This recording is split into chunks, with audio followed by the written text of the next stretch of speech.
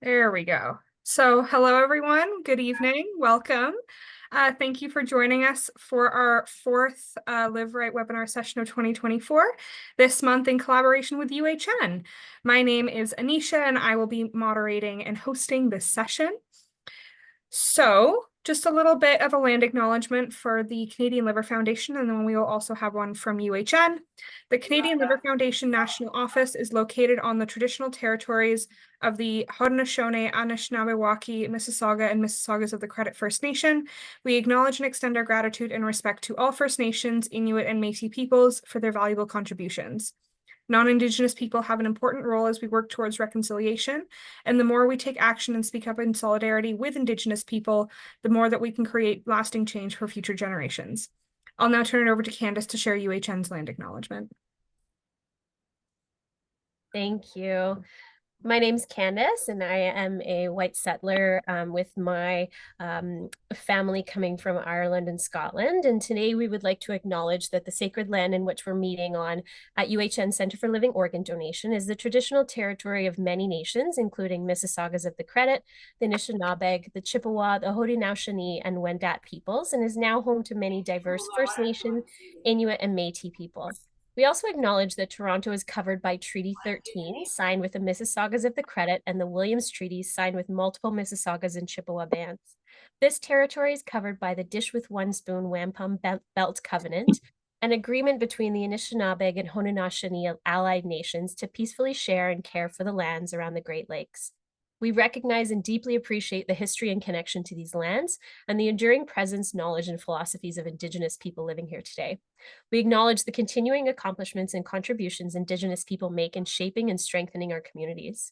We have a responsibility as beneficiaries to commit to acknowledging and understanding the history and current experiences of First Nation, Inuit, and Métis people, and for the understanding to inform the work that we do at UHN so that first, we can stop perpetuating the damages of colonization, and second, to begin to repair them. Land acknowledgements are just one small first step in doing this work. We're grateful for the opportunity to meet here and reaffirm our commitment to make the promise and challenge of truth and reconciliation real in our communities and to co-create collaborative, respectful paths together. As a remote team, we encourage our team members, clients, and partners to reflect on colonization's enduring legacy and to engage in reconciliation meaningfully. Thank you so much, Candace. So I'm just going to dive into a little bit about us as an organization, as the Canadian Liver Foundation. So for those of you who may not be familiar with the Canadian Liver Foundation, the CLF was established in 1969 and was the first organization in the world created to help people with liver disease. The CLF is committed to promoting liver health and improving the prevention, diagnosis, and treatment of liver disease through our 4 core pillars of research, education, patient support, and advocacy. So the CLF has rebranded our webinars to our new Live Right brand, encompassing more of our support and education services. If you have attended any of our previous webinar sessions last year, you may remember these under our Living with Liver Disease brand. But even with our new name, our educational services have been around for more than 25 years and continues to serve as an important supportive educational tool for both patients and caregivers, as well as for people looking to learn more about liver health. So today's program agenda is to find an opportunity to increase community-based learning about liver disease and the importance of liver health. And we will be looking at finding a living liver donor today. So our agenda looks at a little bit of an introduction of our speakers. We'll have a quick poll, presentations, another quick poll to get everyone's feedback at the end, and then a Q&A discussion following the presentation. So today's presenters are Candace and Afsana. Just before we get into things, I will let everyone know that there is a recording happening. So the session is being recorded and it will be available on both UHN channels and on the Canadian Liver Foundation's channels as well in the coming days. So before we get into the details of today's first presentation, I wanted to do a quick poll with our audience today. And this is really just an easy way for you to share your knowledge, ideas, and feedback with us. So a few brief poll questions will pop up on your screen. Some of these will also be included in the poll at the end. We thank you for participating and we hope that you're able to answer all of our questions today. And if you have any trouble, please put any concerns or confusion that you might have in the chat. I'll be giving about 2 minutes for everyone to complete this.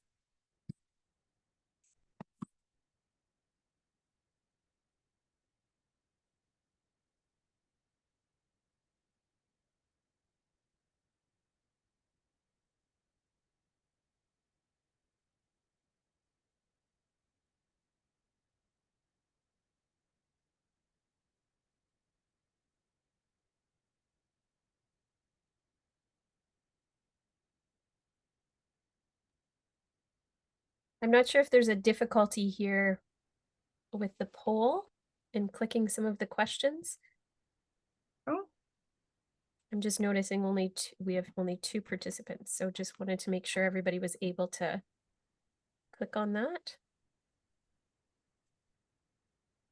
if anyone needs a little bit more time as well, we're more than happy to give you a couple extra minutes.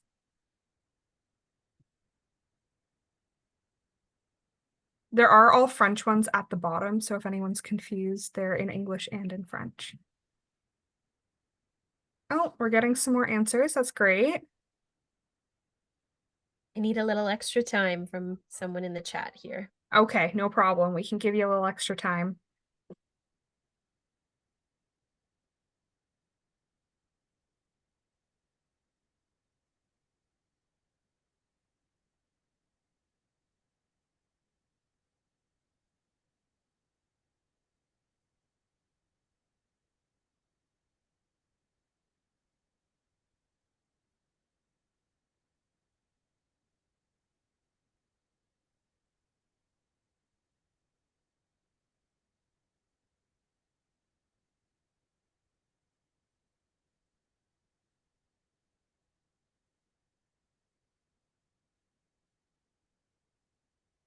All right, I'll give it maybe 30 more seconds for anyone else that's just wrapping up, but I think then we'll be able to get into Candace's presentation.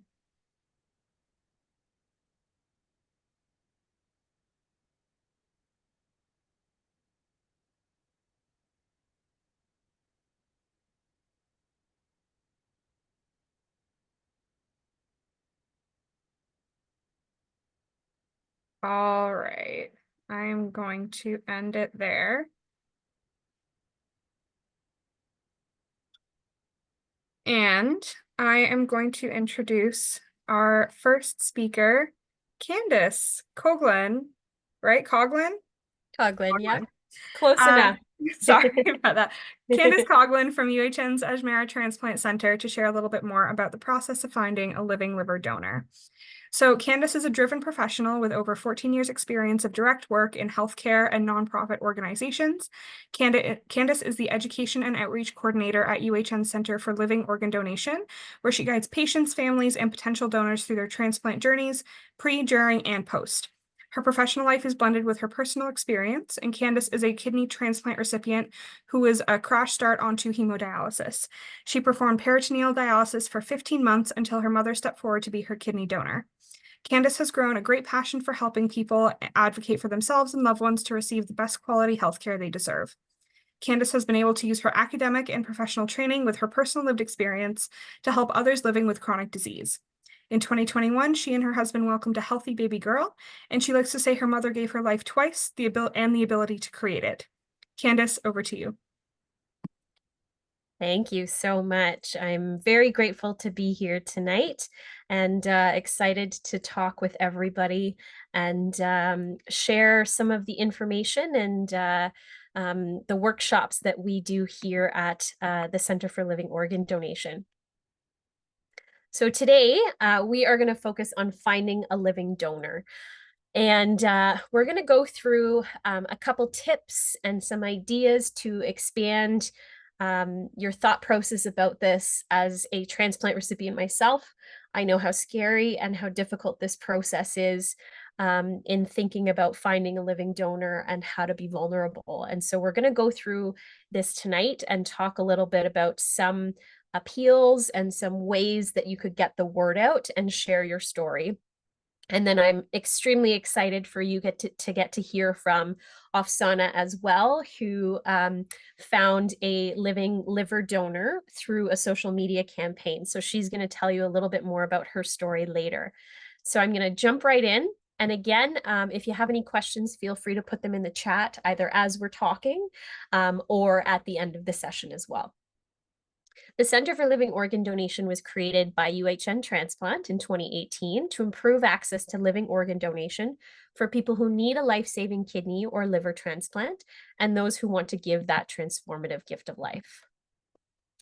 We have an info line and an email that you can reach out to us anytime. We do webinars, so we do a weekly webinar about different topics, and then we do special topic series like this one in the evenings generally. We have a volunteer program. We also have education for patients and families, as well as community outreach. For today, we're going to talk about what we need before we get started in sharing our journey. We're going to talk about how to find your living donor, so how to write the appeal, whether it's an email message that you're sending or a conversation you're going to have with somebody, or to go large and to share publicly on social media or with traditional news outlets, deciding where to share, what to write, and how to launch that campaign. We're going to have some tips in there about things to keep in mind, and then we're going to provide you further resources as well. So after this webinar is finished, you're going to get an email with a whole bunch of resources and information so that you can look through those, and feel free to reach out to us as well if you have any questions throughout. So likely you have talked about living donation with your team, but we always like to focus on the benefits of living donation. We have that question a lot, is, well, why don't I just wait for a deceased donor? And one of the biggest benefits of living donation is that there's a shorter wait time for transplant. So we know right now in Ontario, there's over 230 people waiting for a liver transplant, and that wait can be quite long. So a living donor can step forward. They can generally be worked up in a couple short months if they are eligible to be a donor and compatible. They can be worked up quite quickly. The surgery can be planned, so we know exactly when it's happening versus having a call in the middle of the night or when you're away on vacation. And generally, donors livers from living donors provide faster recovery and better outcomes for us recipients. It reduces the risk of getting sicker or dying while waiting for a transplant, and it reduces the risk of missing that opportunity for a transplant. So like I talked about, when we're not well, we sleep a lot. We may miss that call because you're sleeping. You may be on vacation somewhere else and miss that call. There's many reasons why that call may be missed.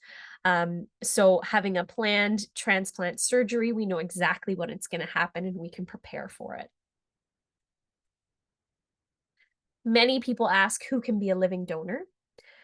Basically anyone, we say. So anyone who is deemed eligible. So it does not have to be a blood relative or someone within your family. It can be friends, family, coworkers, community members, anyone really. And most living organ donors in Canada are actually not biologically related to the recipient. Which a lot of people are quite shocked about generally. Most people think that it has to be a blood match in regards to a biological related person, So you're most likely to find your living donors within your extended network, and public appeals can help. So we're going to talk about that.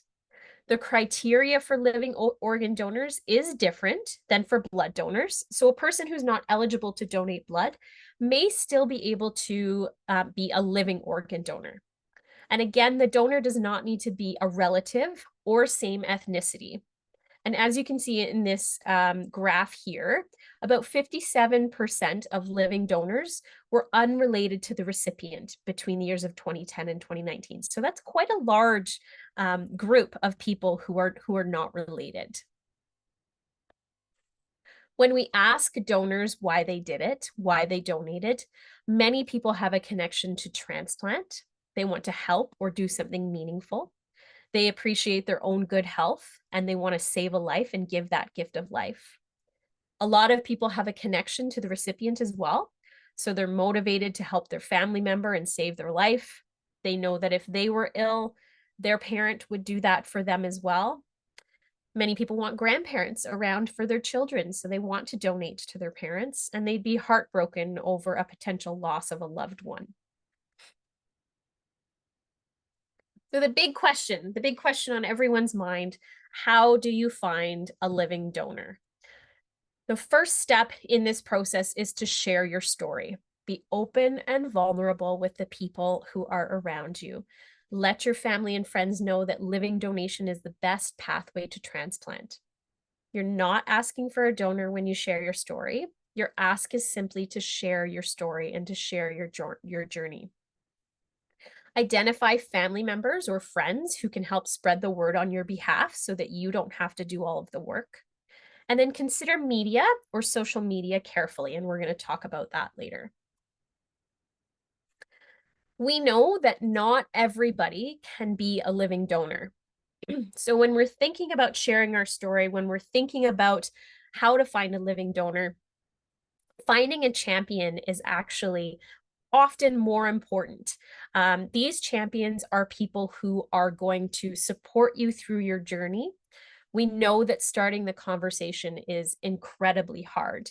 I know personally how difficult it was to talk about my journey with kidney disease and kidney failure and dialysis, and I often didn't want to talk to people about it at all. I didn't want to be labeled the sick one, which I often was within my work circles, or my parents' friends would often refer to me as that. And, you want to be seen as who you are and not your disease. So being vulnerable can be really hard. And these champions can be that emotional support for us as recipients. They can start the conversation for us. They can talk about living donation and spread that awareness to a larger network. And it really takes the pressure off of us as potential recipients to focus on our health while somebody else helps to share our story. Champions can be people who are comfortable sharing your journey, who are good writers, who are good at social media, who are comfortable talking to large groups of people. They may have media connections, or they may be comfortable with picking up the phone and randomly calling a newsroom or speaking within your community. There are many ways to get the message out, and we're going to talk about a few of them today. Of course, the first one is always conversations, having one-on-one talks with people that you know, talking to your loved ones, chatting over coffee, sending an email out. You can craft the email beforehand, so it's a little bit easier than maybe sitting down with people that you know and having to talk face to face. There's blogs and newsletters, social media, faith group announcements, and then traditional media like newspapers, radio, and television. Now, we include these at the bottom because everybody always asks. Some people have also used billboards, bumper stickers, and t-shirts, but these you have to pay for, number one, and they also don't have as large of reach as the other pieces that we're going to talk about today. So we're not going to talk about billboards, bumper stickers, or t-shirts, but people have done them as well. So before we get started in writing our appeal, we're going to call it tonight, there are several things that we need to make sure that we have before we get started. So we need to make sure that you or your loved one is on the transplant list and that they're eligible for a living donor. So there may be reasons why somebody is eligible for a transplant, but not eligible for a living donor. And then also that their transplant center has cleared them to do a public appeal as well. For liver, we need to know the blood types that the living donor can be. So as you can see in the top right there, there's a compatibility chart. So when we're writing an appeal, we want to state what our blood types are, and we want to make sure that we also state if we're all of the blood types. Sorry. So let's say I'm blood type O. I want to say Candace is looking for a living liver donor with blood type O positive or O negative to donate to her in Toronto, so that people know, yes, it's O positive or negative, because we get a lot of questions. how the transplant center wants to be contacted with questions from potential donors. So at UHN, the center is the hub for that. So we answer all of the questions for the potential donors that they may have. We connect them with potential mentors if they would like to speak to somebody, and we make sure that we're available to talk to these donors who are interested. And then how to apply to your transplant center to be a living donor. So if somebody steps forward to be a living donor and they want to do that, how do they apply? And at UHN, there is an online health history form that those donors will fill out, and that's how they're going to apply. So to write our public appeal, we're going to do 3 things. We're going to put our story down on paper. We're going to collect information for potential donors, and then we're going to create our pitch, we're going to call it. So when we start putting our story down on paper, we're going to think about, who is this person who needs the transplant? Is it yourself or is it someone else? Who are they? So what are their hobbies? Who do they enjoy spending time with? What do they like to do? And how has their life changed since their health started to decline? What's something they're looking forward to after transplant? And all of these things can be within a couple sentences. For myself, I'm the person who needed the transplant. So when my family started talking about my journey, we said, Candace is a 24-year-old university student who was finishing her 4th year university when she was a crash start onto dialysis with an unknown cause of her kidney failure. She enjoys swimming and biking and playing hockey. She enjoys spending time with her young nephews and swimming with them. And since her diagnosis and my health started to decline, because of my dialysis catheters, I haven't been able to swim with my nephews, which is one of my most favorite things to do. And that's one thing that I was looking forward to doing after transplant. I didn't have a lot of energy, so I wasn't able to be as physical as prior to that. I napped a lot. Sometimes I would take a shower and have to sleep after my shower because I was so exhausted. And my diet changed completely as well when I was on a renal diet. So I was really looking forward to eating some chili and some chocolate cake post-transplant. I also really wanted to travel with my husband. And when I was on dialysis, it was not a possibility to lug all of my equipment that way. So that was some of who I was, what my journey was, what I was looking forward to post-transplant, and how my health had been impacted. So we want to put our story down on paper. This is an example, a wonderful example of Vanessa, who's a loving daughter, sister, aunt, rescue dog owner. She talks about her work, how she's recently had less energy to enjoy herself outside. She was diagnosed with PSC about 15 years ago, and even though she tried to stay strong, she does require a liver transplant. And the fastest way for her to receive that is through a living liver donor. Despite the fact that she's exhausted most days, she's hopeful that a living donor will step forward. So this is a wonderful example of who Vanessa is.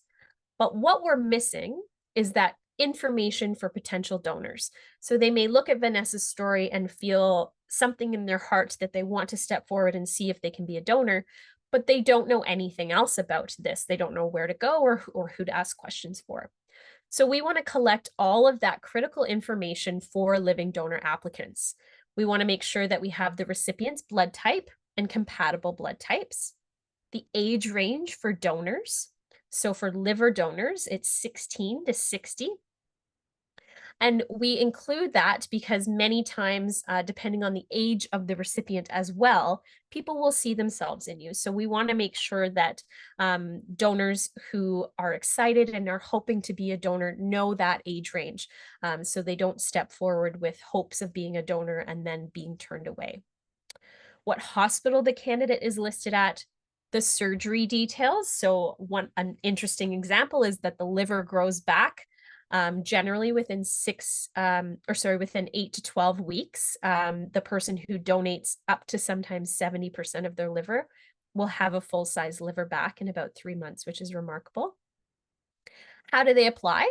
So a link to that application and where they can find out more information about living donations. So you include our contact information on there as well. So this is an example of what that information would look like.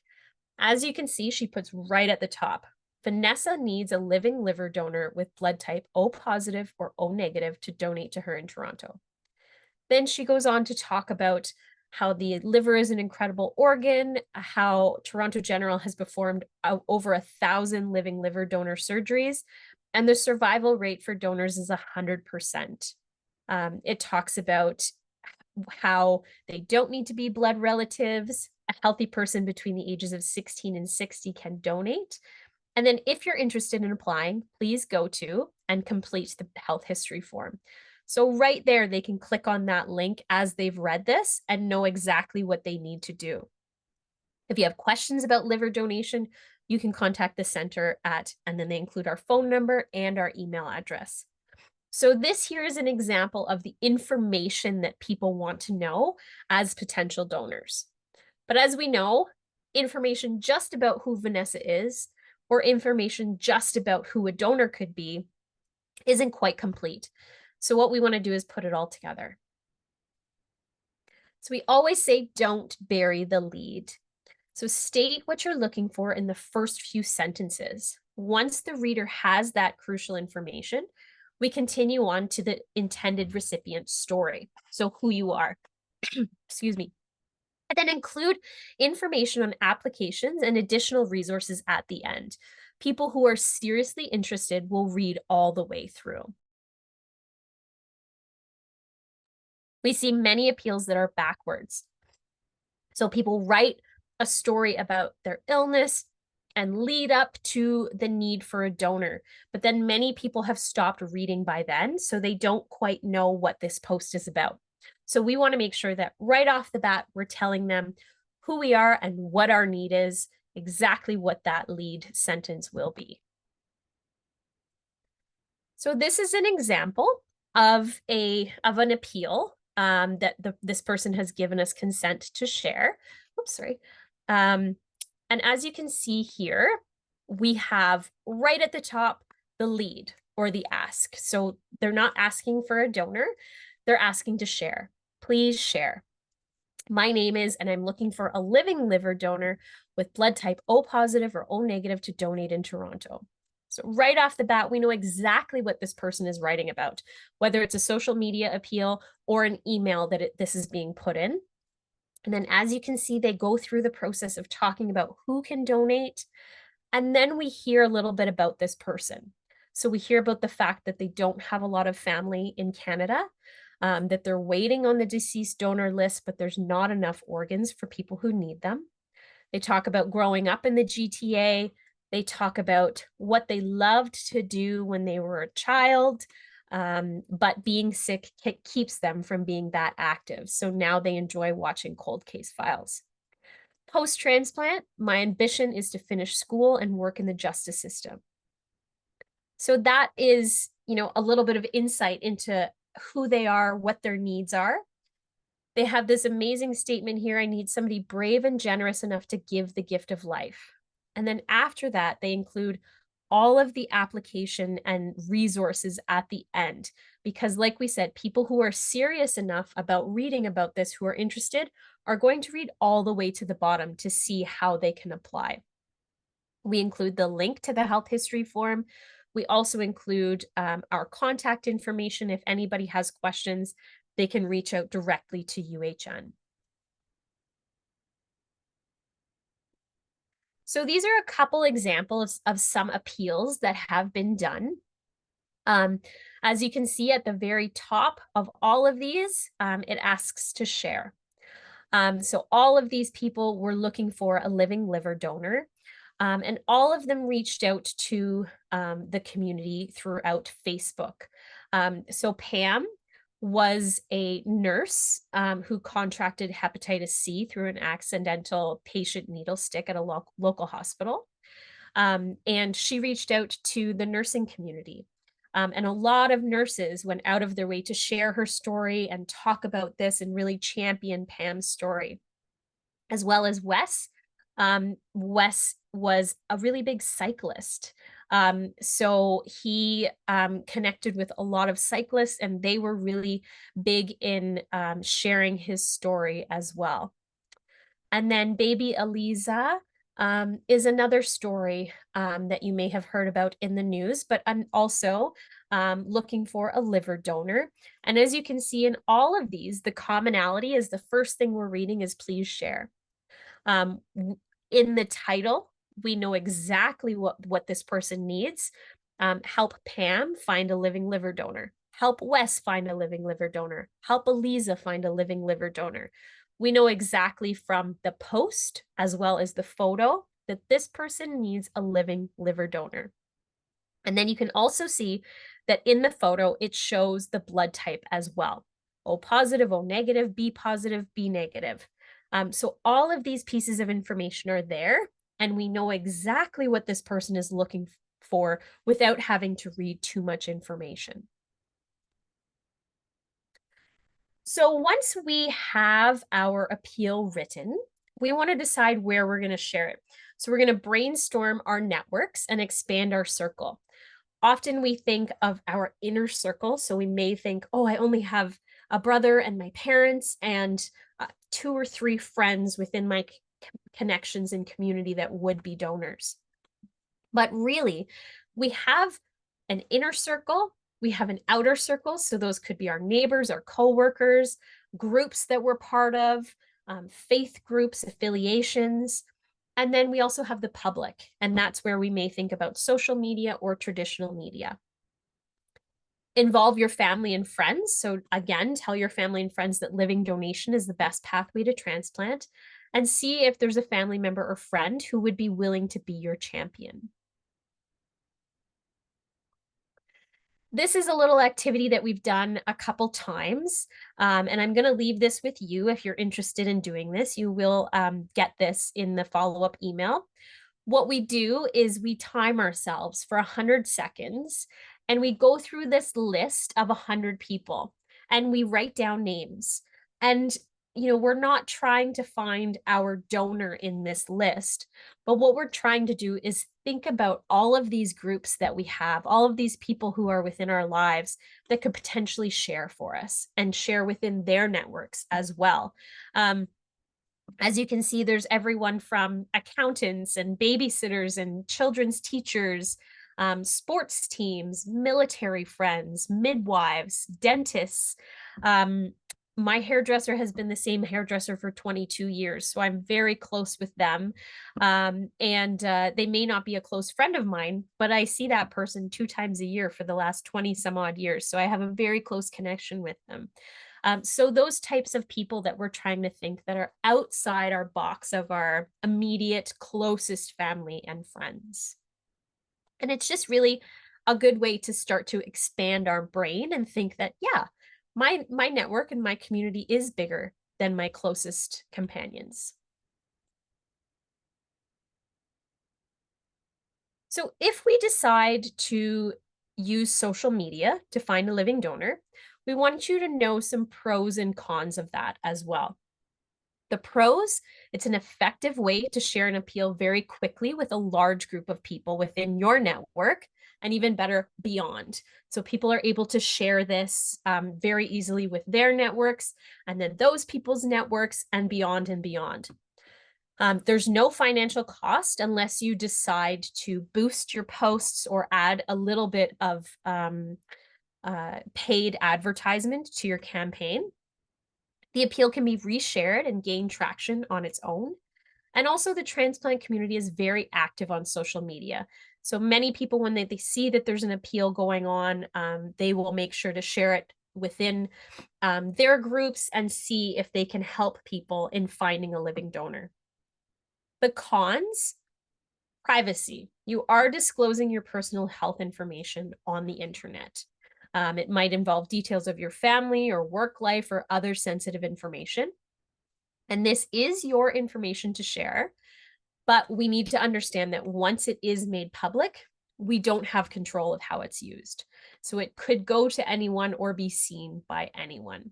And as much as having a large network and beyond is a pro. It could also be a con for some people in not knowing where that information is going to be seen or go to.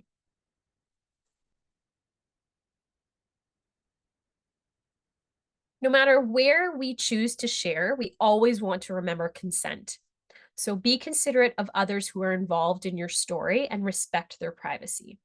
If you take pictures or recordings for your campaign, make sure you have permission from anyone who is in those pictures or videos or voices that you capture.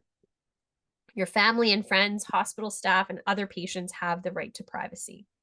So make sure you get consent before you post a picture or a piece or a story about them as well. And then if you receive a donation from an anonymous living donor or a deceased donor, we ask that you refrain from sharing the specific time and date of your surgery.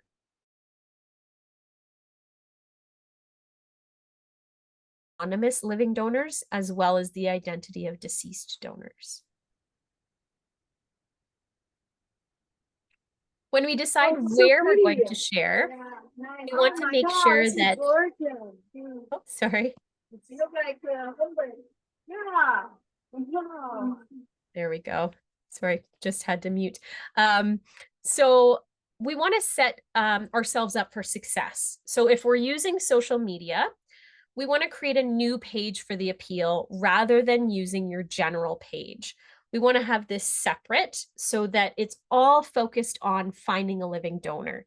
We have lots of helpful tips that we can send your way and how to do this and how to create your new page.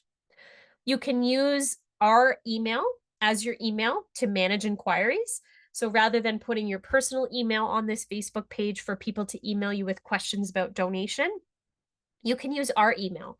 And then those potential donors will be emailing us to ask about different questions that they may have. We often have questions about, I'm on this medication. Am I able to be a donor? Or I'm this weight. Can I be a donor? Questions like that. So you can use our email address to help us manage some of those inquiries for you. We suggest you create a schedule to keep things manageable. So decide when you're going to post, when you're going to send out an email, when you might contact a local media agency, so that it's not overwhelming and doing everything all at once. And then continue posting as often as you feel comfortable. Many people will post once a week, maybe once every 2 weeks to keep the page up and keep people reading. And of course, don't be afraid to ask for help. There are many people who want to help you. They just might not know how to help you. So having a list of things that someone could help you do is really beneficial, because I know when I want to help somebody and they say, oh no, I'm okay, I think, well, now I'm just going to help you in a way that I think you need help with. I'm going to make you a chicken pot pie, or, drop something off at your house that you may or may not want. So it's always great to have ideas for people who truly do want to help you.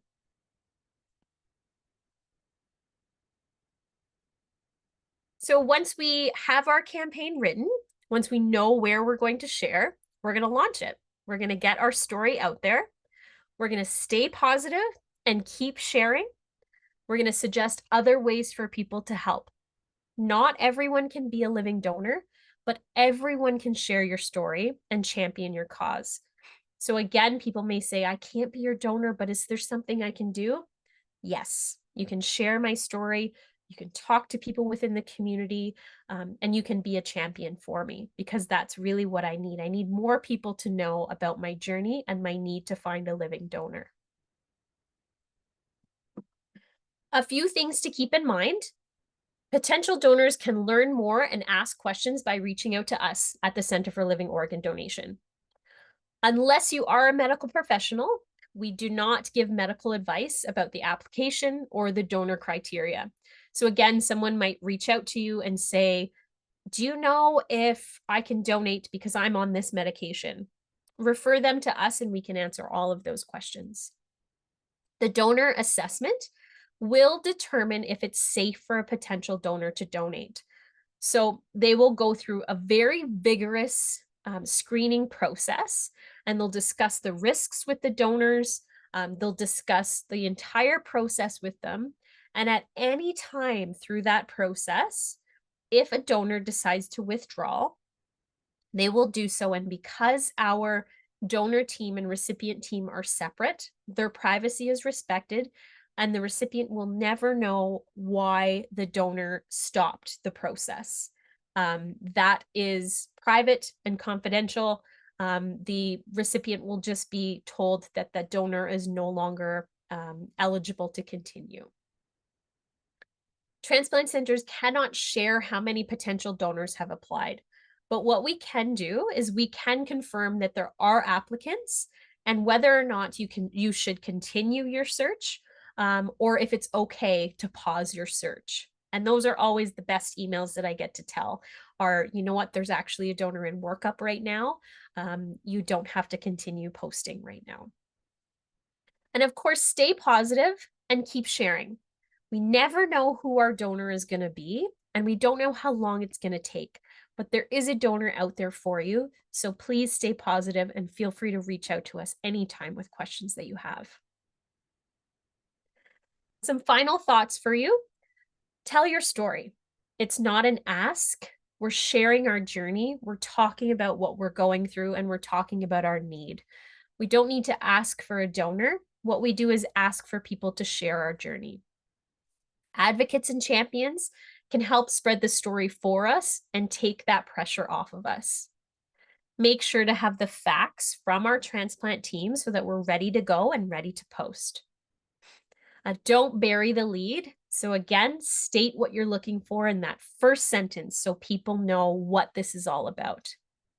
The search for a living donor takes time and patience. Living donors want to donate. We've heard from so many donors that say, if I could grow another kidney, if I could grow another liver, I would do it again. So when they're stepping forward to donate, they're doing this because they want to. And many people will say to me, I'm too afraid to have a family member or a friend be a living donor to me. I have somebody who wants to, but I just don't know if I'm okay with it. The donor team will decide if it's safe enough for the donor to go through this process. And if they decide that they're safe enough, you can trust that that team will make sure that they are healthy through this entire process. There's a massive community of support ready to help. I'm one of them. Afsana, who's going to talk a little bit later, is another one. There's so many mentors and friendly faces who have been through this process before who can help you through it. And know that you are worthy of going through this. You are worthy of this, of finding your perfect match and your living donor so that you can continue to live a healthy life. I wanted to share a couple success stories with you before I pass it on to Afsana. Janine Johnson is one of our amazing volunteers, and she put an ad in a local newspaper looking for a living donor, and someone stepped forward. There's also amazing stories of people from, 20, 30 years ago that they went to the same high school together. A hot dog stand owner and a customer who went from strangers basically to friends because they decided to become a kidney donor. And then another woman, you may have heard about her in the news in Saskatoon, had a poster up in her car. She had a social media campaign. She was interviewed on the news, and a gentleman stepped forward to be her donor and had never met her before. So it does happen. You never know who your donor is going to be. Just make sure that you continue sharing your journey so that other people can learn about it. After this webinar, excuse me, I'll share with you a few resources. So we have Finding a Living Donor templates that will help you complete your story. You can take a look at them, put your information in them, and follow that template. We have social media and public appeals information pages. We have an online resource library. We're on social media, and we also have a Living Transplant podcast that has lots of great episodes, including one from Afsana. We do education sessions every Tuesday of the month at noon. There's one for potential kidney donors, finding a living donor, financial support for living donors, information for potential liver donors, and also caregiver information session the fourth Wednesday of every month. All of these are free. They're all on the website that you registered to be part of tonight on as well. We have our Great Actions Leave a Mark campaign as well. This campaign was launched about 2 years ago, and Afsana was also part of this wonderful campaign. All of these people have either received transplants from living donors or have donated a kidney or a portion of their liver to save someone's life. So if you'd like to take a look at some of these stories, they're all on greatactions.ca. And they're also great material for sharing on social media. So if you're trying to think of a post after you've done your initial post, people love sharing stories of living donors from this website as well. They're beautiful videos. We also have a Center for Living Organ Donation YouTube channel, and there's a whole playlist on finding a living donor. So you can go on there. You can pull some stories from there as well, all about information about living donors and things like that. We also have an African, Caribbean, and Black organ health YouTube channel, which has a show called The Green Table Talk, where Janine Johnson, who's that kidney transplant recipient who found her donor through the newspaper article, sits down with people and talks about their journey. And there's all different perspectives. They're absolutely wonderful. And then lastly, this is our information, which I'll provide to all of you as well. Again, our phone number, our email address, we're on social media. And if you want to take a look at manuals or other resources, you can visit uhnTransplant.ca or bit.ly/TX library, and all of our information is on there as well. So I'm going to stop sharing there and I'm going to pass it back. And if anybody has any questions, you can feel free to either post them in the chat, or I think are we going to move on to Afsana, or do we have time for questions? Okay, perfect. So first we'll move on to we'll move on to Afsana, and then we'll have our little poll at the end, and then we'll get into our Q&A. Perfect. Okay. All right. Okay, perfect. So I would like to introduce our next speaker, Afsana. Afsana's journey as a living liver transplant recipient and 2023 nursing graduate student is a profound narrative of resilience and advocacy. Donning a green scarf at her convocation, she symbolized her commitment to organ donation and second chances. Diagnosed with primary sclerosing cholangitis, PSC, at age 16, Afsana turned her health struggles of going into liver failure, desperately needing a liver donor transplant, and struggling to survive on the transplant waitlist 6 years after diagnosis in a hopeful public appeal campaign, harnessing social media's power, reaching an incredibly large network. Ultimately, she successfully found a donor match and drew awareness to living organ donation within 1 year through her campaigning efforts. After recovering from her transplant surgery, Afsana was fueled with passion and drive from her gift of life, so she dedicated herself to ensuring programs are responsive to donors, recipients, and underserved communities by using her expertise and skills to create and manage individual social media campaigns to find a living donor for patients in need. Her ambitions extend into healthcare as a registered nurse, influencing policy through her role in creating an Ontario health equality standard, lending her expertise in research with the Canadian Donation and Transplantation Research Program, CDTRP, and mentoring patients at PSC Partners Canada and USA. She continues volunteering and collaborating with the University Health Network Centre for Living Organ Donation, Great Actions Leave a Mark campaign, and Health Partners Canada as a health impact speaker. Her ability to turn adversity into action, educating and supporting others while pushing for systemic change, showcases her as an inspirational figure with invaluable insights derived from a unique blend of personal struggle, professional commitment, and compassion, and of course, her witty humor and a smile that never wavered, no matter how sick she felt. So let me just get Afsana's slides going here.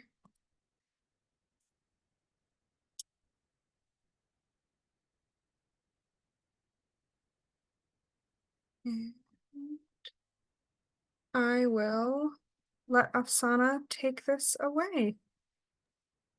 Perfect. Thank you so much for the lovely introduction and for having me here today. Hi, everyone. My name is Afsana Lalani, in case you didn't catch that in the lengthy introduction. So when I was 16 years old, I was diagnosed with the rare progressive autoimmune liver condition called PSC, or primary sclerosing cholangitis. I was told PSC had no cure and was given an approximate life expectancy of only 15 years. It was through symptoms of abdominal pain and extreme exhaustion and abnormal liver enzymes in my blood work and many MRIs and procedures that brought me to my diagnosis. As I transitioned out of high school and into university, my liver disease continued to progress. Unfortunately, as I mentioned, PSC doesn't have a cure, but there was the eventual possibility of undergoing a liver transplant if my liver did fail. Each year, I felt more and more sick. Can we go back a slide, please? Thanks. Each year, I felt more and more sick with reoccurring liver infections and other complications until I deteriorated to the point of liver failure. I was living alone at that point, and my quality of life went down drastically because of my health impacts. I couldn't even wash my own hair or keep a meal down without throwing up, so I had to get an NG tube inserted to give me the nutrients my body craved to survive. Next slide.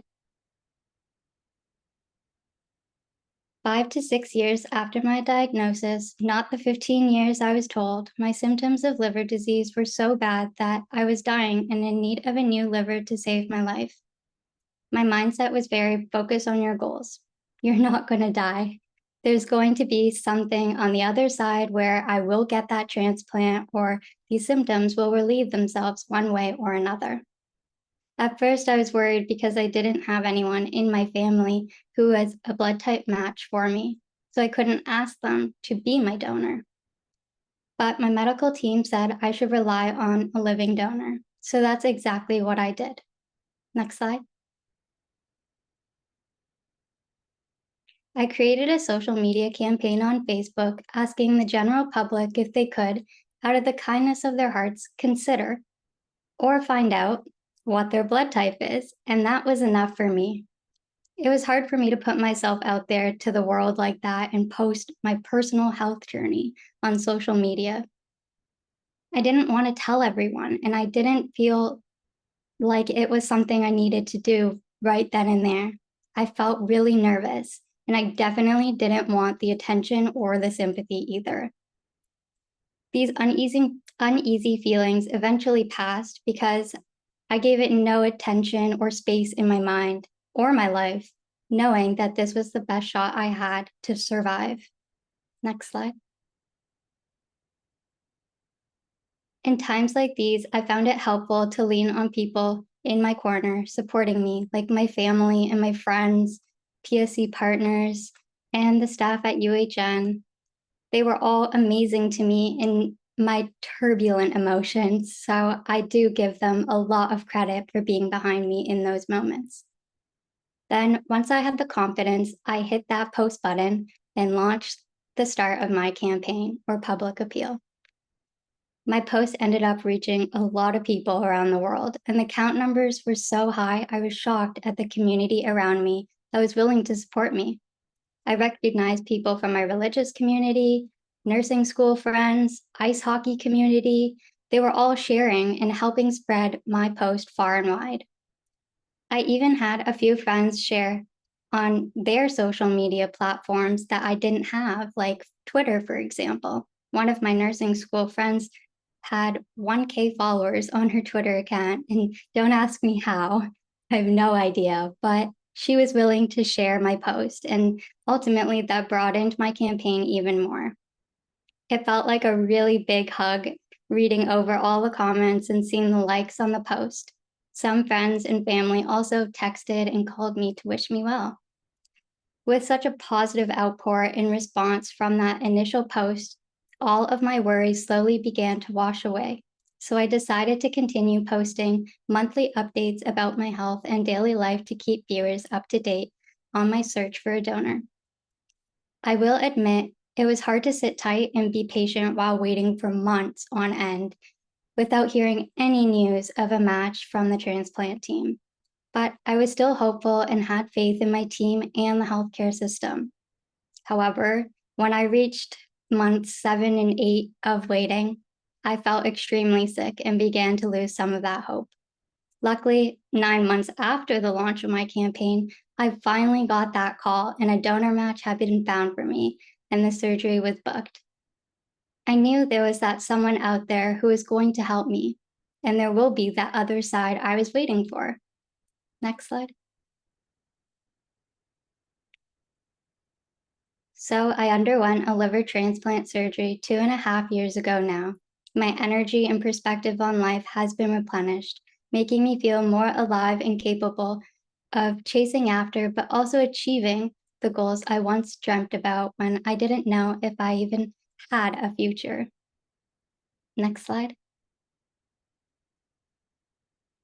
I finally got to graduate from Toronto Metropolitan University and become a fully licensed registered nurse to give back to the healthcare system and to live my life to the fullest.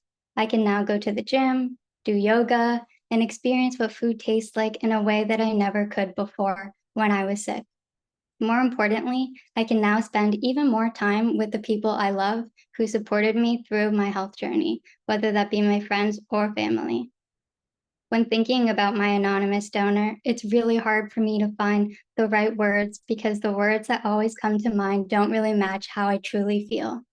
I can say how grateful I am and how amazing they are for saving my life and thank them a million times over and over, but that would not be enough for me to give to them because they gave me my life, and that's so much more than just saying thank you. Next slide. I joke all the time about how the shape of my scar is the shape of a Mercedes-Benz sign. And I kind of like it. I thought maybe this would help me persuade my parents to get me a Benz. You know, I was 16 when I was diagnosed, so it was such a dream, but it didn't work. Nevertheless, I love my scar, and it is what's going to make me unique, and it's what's making me stand out as a person in this world and day and age.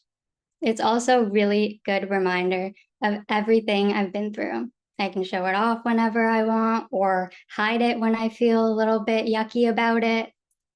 But either way, I get to decide, and that's great. And that's what matters too.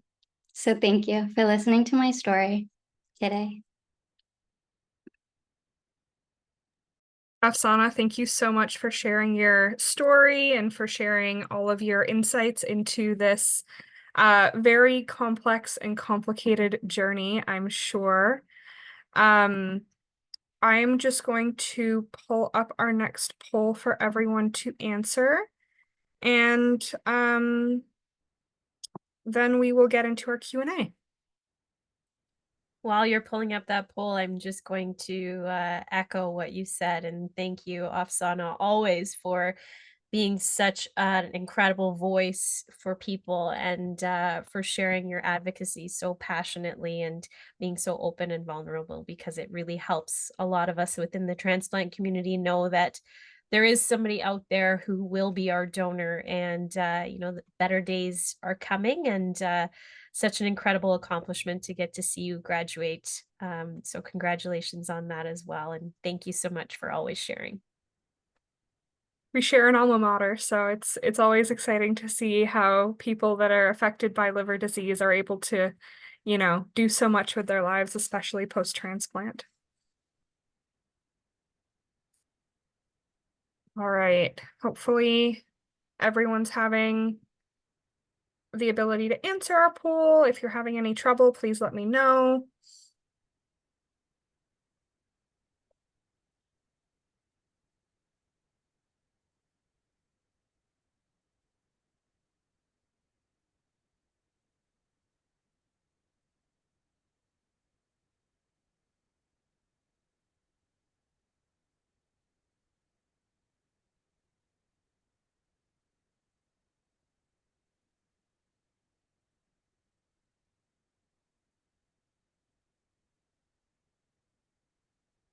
So I'm hoping at the end of tonight, we've changed your opinion a little bit about your comfortability with talking about living donation, learning about living donation. You may not be ready to share your journey yet, but hopefully you feel a little bit more confident in knowing a couple steps to take in sharing that journey, and knowing that there are people out there just like you who have gone through this, who have shared their journey and have found donors that way as well. And it looks like everybody's participated. Yes, it does. Okay. I will end this poll and we can move into our Q&A. So I've noticed right away that there is a question in there about the blood donation chart. It said the donation blood chart is for kidney. Is it the same as liver? So it's actually not for kidney. That's actually for any organ. So I'll share this again. So this up here, this is the blood type chart. You can see here, and that's for any organ. It does say kidney in there. I'm just noticing that. So that's why there was that confusion. My apologies. So it's for any organ. So if you have blood type O, you can receive an organ from blood type O, but you can donate to any blood group. And if you have blood type AB, you can receive an organ from any blood type, but you can only receive from AB. And that's why you'll often see the people who are waiting the longest for transplants are the people who have blood type O, because you can only receive from that blood type. But my apologies with that typo that it says kidney. This is for any organ, all of the blood type compatibilities there. And I'll fix that up before I send those slides along, so there's no confusion. Thanks, Candace. Afsana, I have a question for you that I was wondering as you were presenting. Was there something specific that really kept you going in those months? You said, you know, around month 7, it got really hard. And then it was, I think, month 9 of your campaign that you managed to get that call to get that life-saving transplant. Was there something that really helped to keep you going in that interim period that, you know, during that really hard time? Yeah, of course. I'm such a huge person in terms of visualization and setting goals. So I try to set daily goals for myself, and I split my days in half. So morning, early afternoon, evening, and night, so that I can make 2 goals per day. And as long as I got those 2 goals done in a day, I felt accomplished. And I stayed in school, so that helped. And I also tried my best to visualize what healthy Afsana life would be like. And I had a long list of things I wanted to do when I was healthy, so that wasn't hard to visualize at all. And I think those 2 combined, or 3, I guess I said, combined, plus like your support system was really helpful for me personally. That's fantastic. That's really fantastic to hear. I'm glad that, you know, goal setting and visualizing helped so much. And I'm sure that other people might find those tools useful as well. Candace, I noticed that there's a comment in the chat. If you're O positive, you can only get an O positive donation. Is it O positive or O positive and O negative? Yeah, so the Rh factor on your blood type does not matter. So you can get both both O negative or O positive. If you need an O donor, if you need a B donor, you can get B positive or B negative. And that's why we always include those when we post as well, because that's one of our most common questions is somebody will post, I'm looking for a liver donor with O blood type. And then we get lots of, I'm O negative. Can I give to you if you're O positive? So when you are creating your campaign, make sure to include both of those factors so that people know if you're O positive or negative, it doesn't matter. What matters is that it's O. So if someone was O negative, then would they only then be able to receive from O negative, or could they also receive from O positive? Exactly. Okay. The negative and positive don't matter on the blood type. Got it. Yeah, for organ donation. For organ donation specifically. I know sometimes it can be a little bit different with blood donation, so I think that's maybe where some of the confusion might come from for some people, but that's great to hear that it gives you kind of more options in terms of people's ability to either donate or receive organs. Absolutely. Yeah. Does anyone else have any more questions? One question that I always get from people when I share some of Afsana's story, and when we've shared the video as well, is Afsana, I'm wondering if you can talk a little bit about having a social media page for that long period of time. Often people will say to me, I did my first post, I put that up there. Now what am I supposed to post? Like, I already posted that I need a transplant. What is there else to add to this page? It's going to be empty. So I'm wondering if you could tell people a little bit about what some of your ideas were to fill that time when you were waiting. Yeah, of course. So because I had such a positive outpour of responses from that first post, I did, continued my posting on the page. And for 9 months, I did once a month posts. And in that post, I would do a brief update about my health, very general. And then the rest of it would be about my actual life, because I'm not just my illness. I think we can all agree that if you're sick, you're not just whatever illness that is. Even if it's just the flu, you aren't the flu. So I think that, like, I would say something like, oh, I went and did blood work this week at the hospital, and everything looks, like it's on trend for how bad my health is. But that's okay, because we're working people up in testing and I'm still waiting. I made sure to include what I'm still looking for, because that, like, part is important to continuously repeat to your audience so it's ingrained in everyone's brains. And then after that, I would just fill the rest of the post with, oh, today I went for a walk, if that's all I was able to do. But last week, I was able to go to the park and I made it all the way down the hiking trail, and that was great for me. But then this week, I didn't feel like I could do that. So I only walked down the street and back. The end. Then I would say, like, my little line of gratitude. Thanks so much for, liking and sharing. Please continue. And that would be it. And then rinse and repeat. Amazing. That's Mhm. great. That's awesome. It goes to show how, just reminding people of what you're looking for can be so effective, because people have that in, like, the back of their mind, but then, life happens, and, people are scrolling on so many different kinds of social media, and so they might forget to have that top of mind. So getting those regular posts, and I can imagine, is really key. We do have a question from Yolanda. I currently live in a province that does not have a living donor program.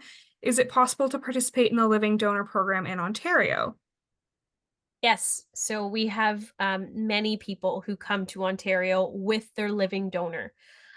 So you would need to ask your hepatologist to refer you to the UHN Living Donor Program, especially if you have a potential living donor, and they can walk you through that process. UHN does living liver transplants from all across Canada. That's fantastic. That's really great news. I know that, there are some people, living in certain provinces, like maybe Saskatchewan or Manitoba, or even, in some of our Atlantic provinces or even the territories, that might not have the same access to these transplant programs in terms of proximity that, someone living in Ontario or Alberta, British Columbia, even Nova Scotia might have. So, it's really great. Oh, that's great that your donor was out of province, Afsana. So, yeah, I can imagine that having access to these programs just through a referral can be super, super helpful. Stella has asked, what does recovery look like after surgery for a liver donor? And are there any updates on lab-grown organs for transplantation? So we have a whole webinar about living liver donation from the donor perspective. And that's on our Eventbrite page as well. Same thing that you registered for tonight. Recovery is a little bit longer than a living kidney donor. So generally, on average, people are in the hospital for about a week You need to stay close by UHN post donation, because you'll have a lot of blood work and urine tests and scans done. They will manage your pain, but of course you are donating a large portion of your organ, right? So it is a painful, but what I've been told, painful but manageable, and some people have said painful but enjoyable process because of what you're doing. So the team will stay on top of your pain and make sure that you're comfortable. On average, most liver donors go back to work, depending on what they do, around that 6 to 8 week mark. Some are a little bit later, closer to that 3-month mark. But you will be followed by the transplant team. They'll be in very close connection with you throughout that process. And again, because the donors go through such a vigorous workup process, they are healthy people. They know what their recovery is going to look like. And they're able to monitor and make sure that everything is looking good before they let you leave the hospital. One thing that a lot of donors tell me is, I can't believe how quickly they asked me to get up and walk. And that is one big thing that they will tell you, is as soon as you can get up to walk, they want you to, because that will help with recovery as well. So everybody has a different recovery, of course. But we've done over 1,000 living liver transplant surgeries at UHN. And of all of the ones who I have talked to, they have all said that they would do it again if they could. That's fantastic. We have a few more questions. Are there any exceptions made for potential donors older than 60? So no, there are not. So that is the cutoff date. Sorry, not date, the cutoff age. And there are many reasons, but basically one of the big ones is that our body changes a lot within 60 years.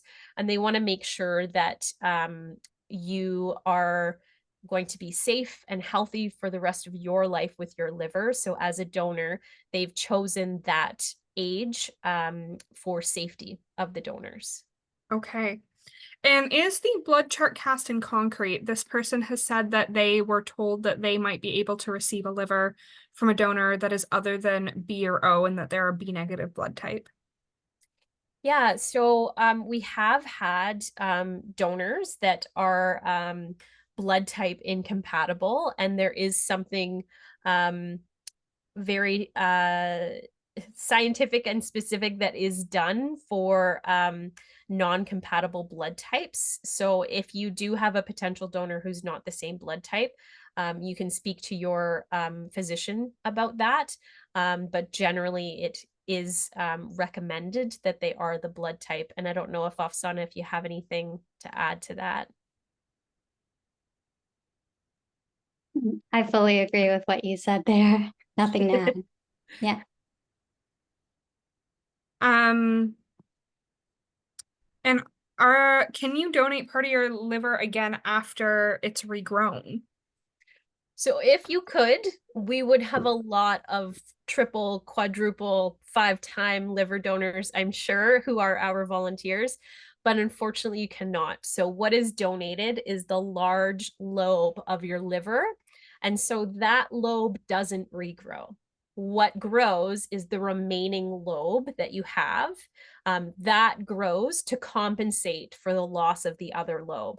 So you no longer have 2 lobes of your liver. You now just have the 1 lobe that has grown to compensate for that size.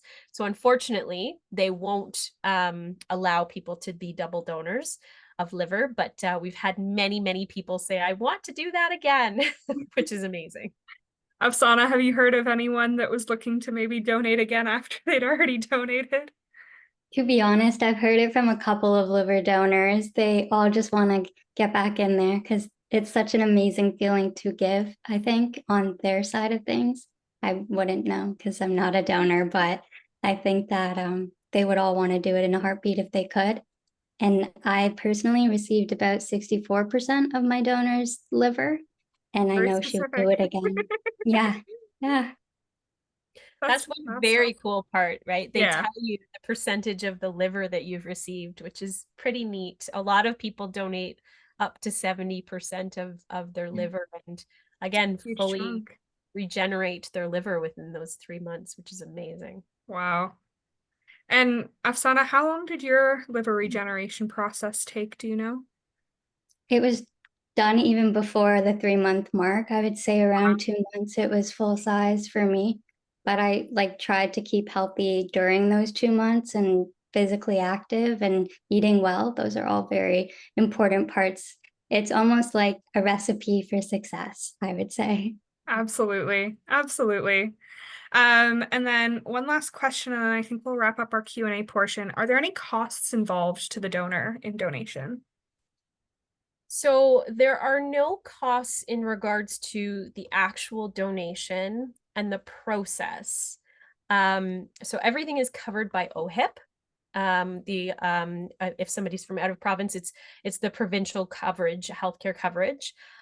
However, there are some out-of-pocket costs that donors may incur. And examples of that are you're going to be coming to the hospital to do your appointments. You're going to be driving there or taking different modes of transportation. Let's say you park at the hospital. We all know parking is not free at hospitals. Meals while you're going through this testing process. Some people are coming from quite far, so they may need to take a flight and stay overnight. And then also for donors, we have them stay close to Toronto General after the surgery as well. So you need to have some kind of accommodation to be able to stay close to the hospital post-transplant. And so there are out-of-pocket costs involved in the donation process. However, there is a couple reimbursement programs in Ontario that, oh, thanks. Afsana has just put the Prelod brochure in the chat. So in Ontario, it's called Prelod. There is a program in each province. So each province has a different program. And there is a maximum allowance for donors.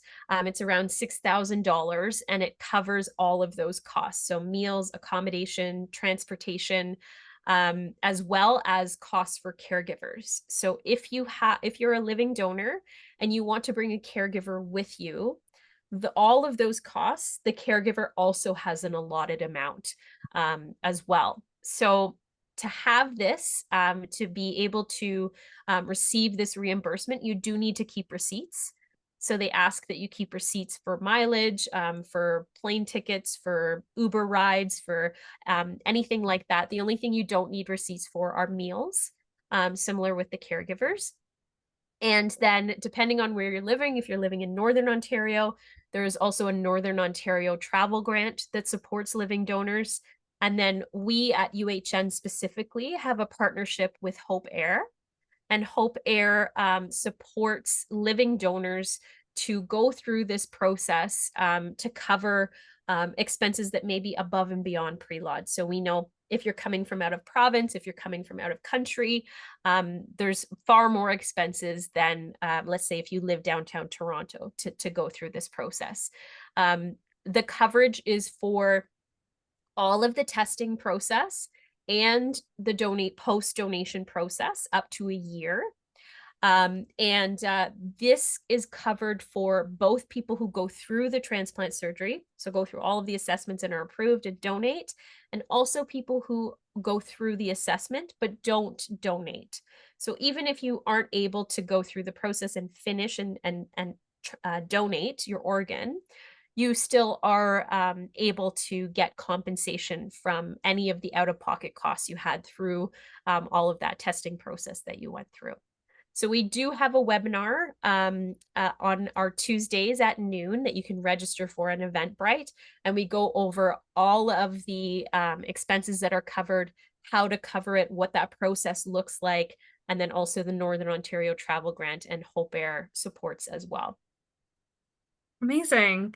Afsana, I don't know if you found that there were people that maybe would have donated but found that some of those costs were maybe prohibitive. Maybe they didn't know about any of these programs. Did you find that was the case at all?